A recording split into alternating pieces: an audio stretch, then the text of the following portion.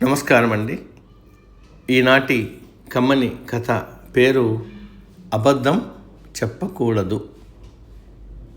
వినిపిస్తున్నది మీ విజయభాస్కర్. అనగనగా ఒక ఊరిలో రంగారావు అనే ఒక ఆసామి ఉండేవాడు. ఆయనకు ఒకసారి బాగా జబ్బు చేసింది. తన కుమారుడైన రాముని పిలిచి, జీవితంలో ఎప్పుడు అబద్ధం చెప్పనని నాకు ప్రమాణం చేయని అడిగాడు. అందుకు సరేనని చెప్పి తండ్రి చేతిలో చెయ్యి వేసి ప్రమాణం చేశాడు రాము.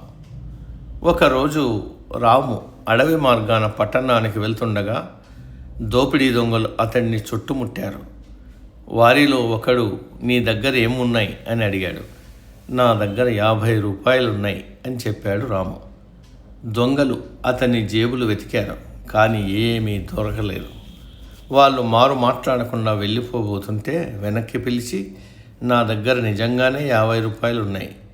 ఆ నోటును నేను నా చొక్కా జేబులో రహస్యంగా దాచాను.